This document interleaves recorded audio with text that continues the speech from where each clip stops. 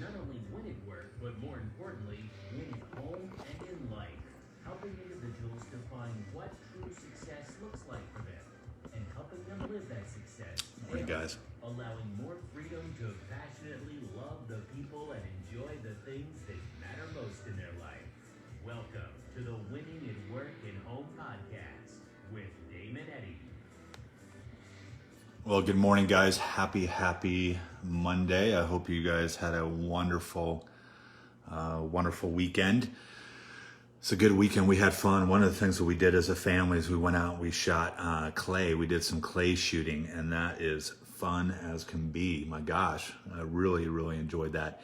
Didn't do as good as I would have liked to have done, but that's okay. You know, I beat Mama, and we are so competitive at the Eddy household. It's funny.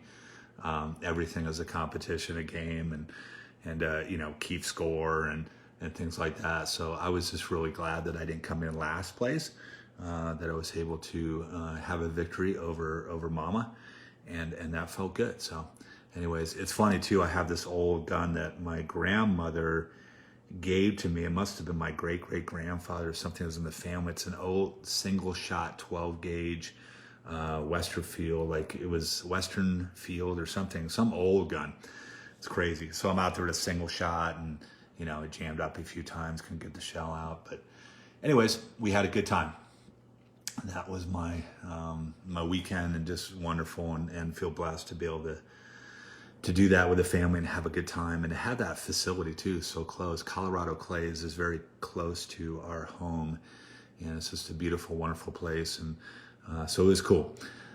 All right, hopefully you had a great weekend. Hopefully you enjoyed it, and good day at church too, just wonderful. I'm so glad that our church is continuing to meet and continuing to stay open. I'm not sure if I should be saying this, but either way, I don't know that it necessarily matters, but I just really, it's such a good time, such a good opportunity to come together and feel a little bit of that normalcy, if that's a word, but it really was good. We had a great time there at church. Well, let's get to it, guys. We've been talking about the greatest salesman in the world. David, how are you doing? Glad you're watching. The Greatest Salesman in the World by Og Mandino. Just a great little book. And like I told you, I love those little books that are short little read. If it's too long, I maybe feel overwhelmed. Or if you're like me sometimes, I'll start a book and I'll get about two-thirds, three-quarters of the way through, and then I'll kind of skim or scan. A book, if it's really good, will pull me in, and that's one of these books when it's under 100 pages that you know, I can go ahead and finish that one. Plus, it's in that story form, which is nice. So makes you want to keep turning the pages. But listen to the previous podcast in regards to, well, I'll do it real quick. Let me just go through this. I want to, in case you're watching for the first time, the scrolls. So in this book with Og Mandino, he talks about there's 10 scrolls, 10 ancient scrolls, and talking about life and success and different things like that. It's just a wonderful story. Scroll 1 that we talked about is I will form good habits and become their slave. Scroll 2 was greet each day with love in your heart. Scroll 3 was I will persist until I succeed. And scroll 4 is I am nature's greatest miracle. So I would encourage you to go back, listen to the previous podcast, which we talked about the first 4, and or just get the book. My gosh, I think you can probably get the book on Amazon for $4 or $5. And it's just a wonderful investment, a cool little story, a cool little twist in it too, at the end, which is really neat. But scroll 5, let's get to it, because I love these next two. I love them all, but I really love these next two. Scroll 5 is live each day as if it were your last. Live each day as if it were your last.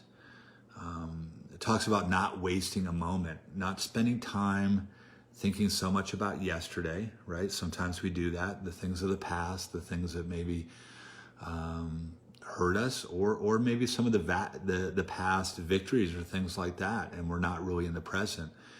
And not spending too much time dreaming about tomorrow, right? I think sometimes what happens is we get caught up in dreaming about the future, right?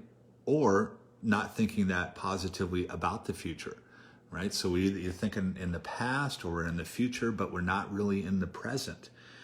And really, understanding that today is the time that we have, and to feel grateful for having today, to see the opportunity in each day, right? Because when we're in the past, when we're in the future, we're not in the present. And sometimes what happens with that is we miss the beauty around us.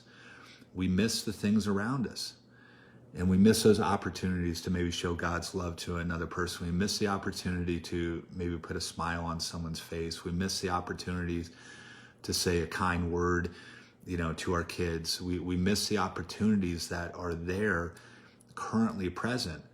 And it's so incredibly important that we cherish every single day, every hour. Once gone, guys, it can't be called back. It's not like we can repeat a day. And today is really all that we have. Your days are priceless and cannot be purchased. They must be used. And I think it's so important that we understand that. And one of the things that I feel that I know I need to get better at, I'm not sure if you would need to get better at it, is truly being present. And what that means is often, eyes up, head looking around to the people that are next to you, close to you, whatever it may be, your family member. I think sometimes, or I know sometimes we get so caught up in our phones, right? We get so caught up in looking at a screen, and this is especially true now with, everything being so virtual and at home working and the kids going to school. I'm not being really present, of being in that screen, looking at images, looking at things that are not actually in front of us. They're not the reality of what we are living in. If you really look at it, I mean, there's times where, there could be an amazing thing happening, or just, I think about it because, I have kids, and just driving around, right? Driving to and from wherever it is you're going, not looking out the window, right? My kids are looking at their phone. Very rarely are they looking out the window. And when they do, I kind of look in the rearview mirror and I'm like, wow, okay, they're looking out. And but I think it's so true. I think there's beauty around us, all around us, and really looking at people and understanding people. And if you love people, and if you're curious about people, genuinely curious about people, which I think that's a good trait to have.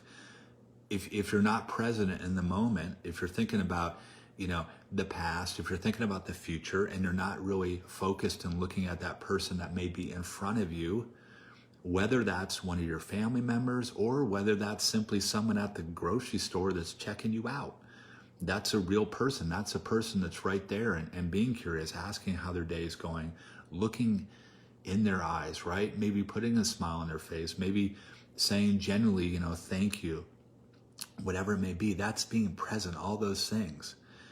And if we're not present, we're not able to take advantage of the opportunities that the day provides. We just won't do it, right?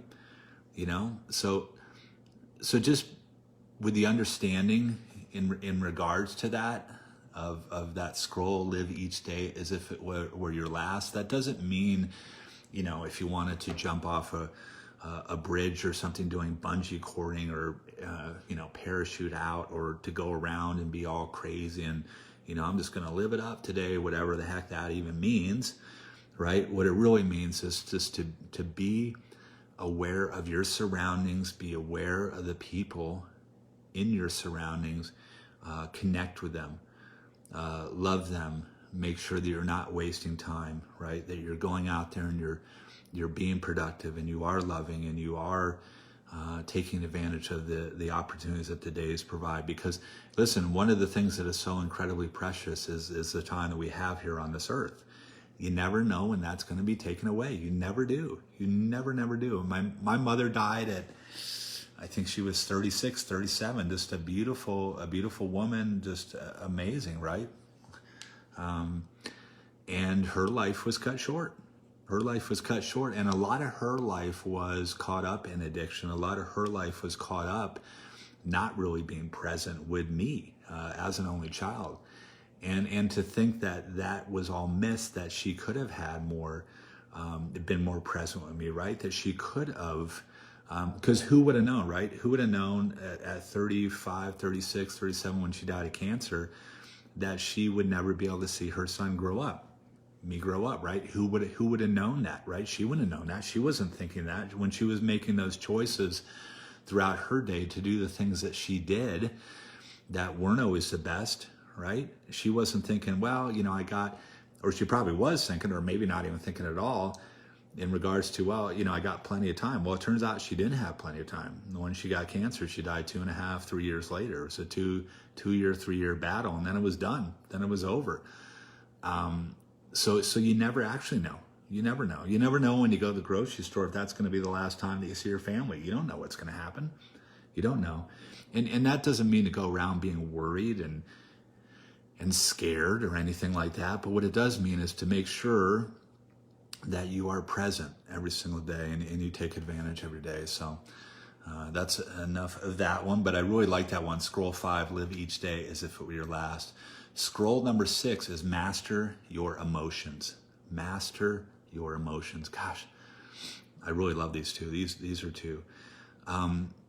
You know, recognizing that your emotions are going to rise and they're going to fall. That you are going to be sad in certain days. And really that sadness can be the seed of tomorrow's joy. It really can. That I love the statement, I will make my own weather. I create good emotions and bring that mood and emotions to the people I'm around, right? I will master my emotions. I will take physical effort to change the inward weather. I think that's such an interesting statement that is mentioned in that book, the inward weather of our life. And it's so interesting, guys. You know, I was talking to my pastor about it, and I think, you know, so often what we do and what he was talking about, and he talked a little bit about it in the sermon and just a conversation we're having, I think after last Sunday, is that, you know, some people think it's one or the other. You're either sad or you're either happy, right? You're either, and it's interesting because I think those two can be intertwined. You really can. You can be sad about a situation. You can be upset or just kind of sad, right? But you can also be happy and you can be joyous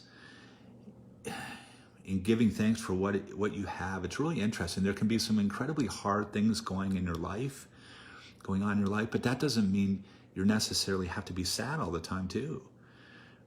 It's an intertwining of those two things that is really, really interesting. Almost, I can't remember if it's in this book, but they talk about the carousel of the emotions throughout the day, right? It can be so up and down, and that's okay. That's all right. I think it's when we don't feel what needs to be felt, and we try to numb out in areas or ways or things that are maybe not the healthiest for us. But to really understand that there will be ups and downs, and to not let us swing us so much one way or the other. And that's what Scroll 6 talks about, mastering your emotions. He talks about, you know, when I awake, I focus on gratitude and joy. If I feel down, I will sing, laugh, do, or think something happy. If I'm tired, I'll rev up my body with diligent work. I will do these things that will create the desired emotion. So often what we do too is we wait for a certain emotion to come, to take hold of us before we begin to do something. And sometimes what we need to do, if we have a negative emotion, we need to take the certain actions that will begin to move us out of that. Sometimes we wait for the emotion or the desire to do the things that we feel may pull us out. But one of the things that we need to understand that emotion may not come. So we need to take action to pull ourselves out of that. I mean, a simple thing might be, you know, one of the things that makes people feel better is just to work out, just to exercise, right? But if you're feeling down and you're kind of feeling bummed out and, you know, this and that, and that's probably the last time or the least time that you feel like actually working out. But you may understand or may know that, okay, I need to get up, I need to do something, I need to get out, I need to take action, even though I don't feel like it. A walk around the block would be a wonderful, get the body moving, get the blood flowing, and get out and get feeling a little bit better, right? And that's okay to do that. I love this. I recognize I'm not always at my best. Some days I will have sadness or despair. I accept those, don't focus or feed them, and focus on the good. Again, understanding that some days are not going to work perfect. We talked about this, I think, a couple podcasts ago. I said, definitely with the way everything is going on now, it maybe gets heightened a little bit, but when you have kids, when you're in a relationship, when you have an earthly body, right? When you have all these different things, 80, 75%, 85% of the day may not go the way you want it to go. More than likely it won't. It just won't. And that's okay. That's all right. But how do we handle the 75 or the 80 or the 85%? How do we handle that emotionally? And I think that's a big thing, right? It's easy to feel joyous. It's easy to be thankful. It's easy to feel all those good feelings when things are going well. But most of the time in the day, especially if you have kids, there are challenges. So how do you handle your emotions when those challenges are just going to come in the day, right? Your kids aren't maybe going to listen. They may hurt your feelings. A coworker may not be doing or whatever, something, right? There's something at work, there's something in the marriage, there's something maybe in your health. It just is what it is. And it's really how we handle the emotions of that, and how do we move forward, right? And feeling it, being okay with it. I used to, I would say, not want to feel or not, what's the word? Really try to, I guess, numb away any pain, right? Any things that did not feel good in my life. I didn't want to feel it. I'm like, I shouldn't feel this way. Like, why am I feeling this way? Or I just try to avoid it or not think about it. And that was really, I don't think, being present with myself. That wasn't being present in thoughts. And that's not the right way. I don't think it's not the right way to go about it, right? If I think I'm sad or hurt, I'm not being more goal. I need to be more goal focused or more thankful, blah, blah, blah, all these different things. And that's good. You want to try to pull yourself out of it. You don't want to not feel that, right? But it's just one of those things. I think too often what we do is we don't feel the ups and the downs, and the ups and the downs are natural and they're there and it's okay, right? And one of the things that it does when we feel that, it brings us closer to our Savior. It does. If I'm always trying to fix or not feel the sadness, right, and go to maybe not so good things, okay, you go to the not so good things. But what if you feel and you go to God and you go to journaling and you go to scripture and you go to prayer time, you go to meditation, you go to these good things to help you begin to pull out of that funk? Those are good habits and those are good things. And you begin to master those emotions. Instead of going to bad things, you go to the good things to help you in mastering those emotions, in helping you pulled out of the funk that you may be in and the sadness to a better place of gratitude and thankfulness. So I think it's very interesting to think about and to be the master. And one of the things that has helped me in regards to this is meditation, which is really just a form of prayer, right? Where we're listening as opposed to maybe asking, and being able to breathe and calm things down, and really being able to step back from a certain perspective and look at the situation, and really be able to ask yourself, why am I feeling the way that I'm feeling? What's really going on? Or, just to be able to look back so you can control those emotions. You can understand where they may be coming from, as opposed to having no idea and reacting, right?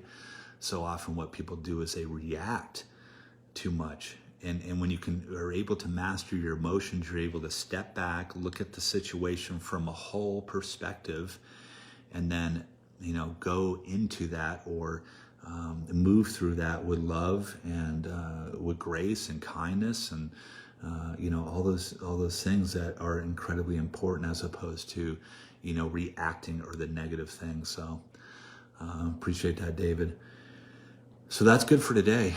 That went a little over. I keep between 15 and 20 minutes. So thank you so much for listening to this Winning at Work and Home podcast number. I think it's 131. If you like this, if you want to go to iTunes or wherever this is and rate it, I think that helps. I know it helps. I have, I think, like 11 ratings on there, which are really awesome. Some people said some nice things, so I appreciate if you would take the time to do that and or share this podcast with anybody. I'm not sure if I'm going to be podcasting. We are going on a trip Wednesday to Wednesday, and I don't know if I'm going to be in a situation or want to be in a situation, right? We talked about being present. You know what I'm saying? Live each day as if it were your last, and I'm going to be on a family vacation. And if I really, really want to be fully present, I don't know if I'm going to be podcasting. Maybe if I get up early and the kids are still sleeping, I don't know. Or if I'm motivated, I'll probably do a couple of videos because I like doing the mindset minutes and stuff, but probably going to be a little bit, at least 10 days until I podcast again. And then we will have to get to scrolls, 7 and 8 and continue down our journey. So yeah, family time is going to be important. So anyways, guys, thank you. Have a wonderful, wonderful day. Go out there and look in people's eyes, make them feel good, or just give them love, just show them love. Make a lot of eye contact today. I think eye contact is not talked about as much, right? And especially in the way that we're always looking at our screens, I think eye contact maybe should be the new cool thing to do, right? Just look at somebody and give them a nice eye contact, maybe a little smile, and I think that would be incredibly good. So you guys have a wonderful day. Talk to you later. See you later, David. Bye.